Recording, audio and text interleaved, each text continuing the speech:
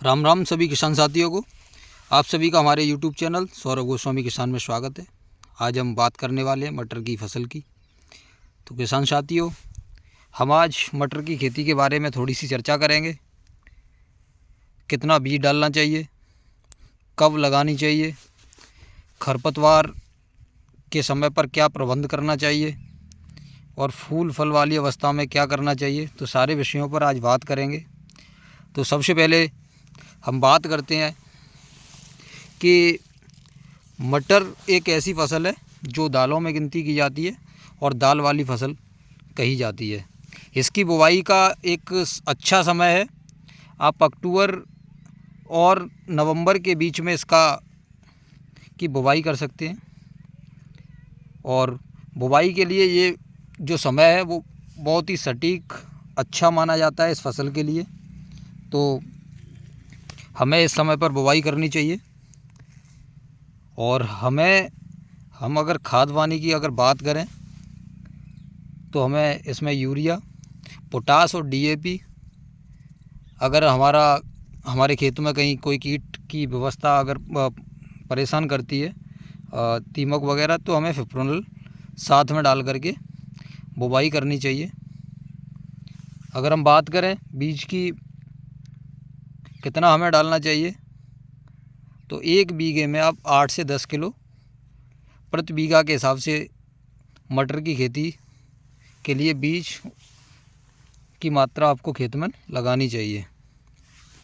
किसान साथियों, बहुत सारे किसानों की समस्या आती है कि खरपतवार जब होगा आता है तो फिर करना क्या चाहिए।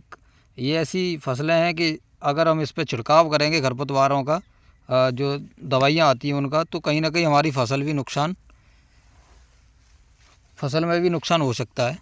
तो जब हम इसकी बुवाई करते हैं तो आप पेंडामेथिलिन करके एक दवाई आती है, तब आप इसका इस्तेमाल कर सकते हैं बुवाई के समय पर, या बुवाई के 5 दिन के अंदर ऊपर से स्प्रे के माध्यम से आप इस पर छिड़काव कर सकते हैं, जिससे कि जो खरपतवार उगने वाले होते हैं वो नहीं उगेंगे। किसान साथियों, इसमें खरपतवार फसल को बहुत ज़्यादा प्रभावित करते हैं। खरपतवार की वजह से हमारी फसल को नुकसान होता है, पैदावार में कमी आती है। तो कहीं ना कहीं हमें अगर आगे भी अगर इस तरह की हमें समस्या देखने को मिलती है, अगर खरपतवार की दवा ना लगा पाए हैं जो किसान भाई, तो बाद में निराई गुड़ाई करके आप अपने खरपतवारों को बाहर निकालने का काम करें। अगर आप फिर भी अगर कोई समस्या आपको देखने को पड़ती है तो आप इमेजा थाइपर का इस्तेमाल करें, और किस कंडीशन में किस तरीके से लगानी है वो आप अपने यहाँ पर जो दुकानदार भाई है उनसे सलाह लेकर के ही लगा सकते हैं, क्योंकि ज़्यादा मात्रा में जो दवाई जाएगी वो आपकी फसल को भी प्रभावित करेगी। और ये सारी चीज़ें जब ही आप लगाना जब आपके खेत में नमी हो। अगर नमी नहीं है तो आप बिल्कुल भी खरपतवार नाशक दवाओं का इस्तेमाल नहीं करेंगे, क्योंकि इसका परिणाम भी विपरीत आ सकता है। तो किसान साथियों, अगर हम बात करें खाद पानी की, तो इसमें यूरिया की बहुत कम मात्रा देनी चाहिए। यूरिया ज़्यादा देने से क्या होता है, नाइट्रोजन ज़्यादा देने से एक तो गांठ बन जाती है, और गांठ जब बनेगी तो पैदावार हमारी प्रभावित होगी और फसल हमारी ग्रो करेगी, लेकिन गांठ बन जाएगी तो पैदावार कहीं ना कहीं हमें परेशान करेगी।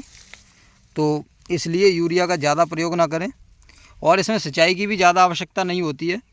सिंचाई की आवश्यकता के लिए आप जब आपकी फूल बनने की प्रक्रिया स्टार्ट हो रही हो तो अब आप सिंचाई करें, और जब आपकी फलियां बन करके स्टार्ट हो और दाना भरने की कगार पर हो, जैसे आप अगर देखेंगे इस समय, तो हम आपको दिखाने का प्रयास कर रहे हैं कि ये दाना भरने की अवस्था है,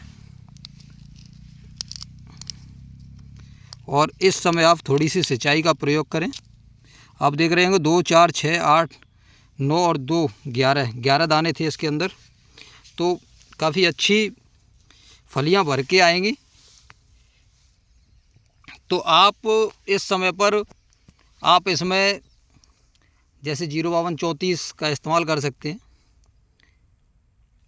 फल बनने की अवस्था में, और आप अमीनो एसिड वगैरह दे सकते हैं, क्योंकि हमारा दाना भर कर के आए। आप पोषक तत्वों में मैग्नीशियम, आपका कॉपर, क्योंकि ये पत्ती हमारी ख़राब हो जाती हैं, पाउडरी मिल्ड्यू बनता है इसमें, तो ये सारी चीज़ें कॉपर है आपका, मैग्नीशियम है, बोरोन फूल ना गिरने के लिए, फूल ज़्यादा बनने के लिए आप बोरोन का इस्तेमाल करें।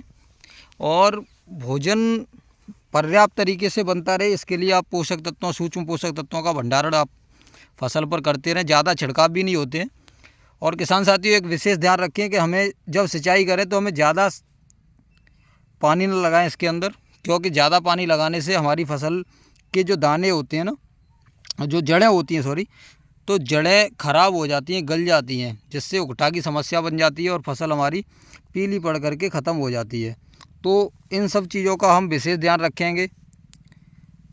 अभी अगर हम बात करें मार्केट में, तो इस बार मटर की जो फसल है वो उसकी रेट काफ़ी अच्छी चल रही है मार्केट में, और 30 से 35 रुपये किलो प्रति किलो के हिसाब से जा रही है मार्केट में। तो कहीं ना कहीं किसानों के लिए बहुत अच्छा संकेत है, फसल करें। ज़्यादा फूल फल के लिए आप मार्केट से बहुत सारे टॉनिक वॉनिक आते हैं, तो थोड़ा सा उनका भी छिड़काव कर सकते हैं, कि जिससे आपकी फसल बेटर चलती रहे। और किसान साथियों, आप फसलें लगाते तो हैं, लेकिन आप परिवर्तन नहीं करते हैं फसलों को। फसल चक्र करना चाहिए, जिससे कि समय समय पर जो उपयोगी फसलें होती है वो चलती रहें।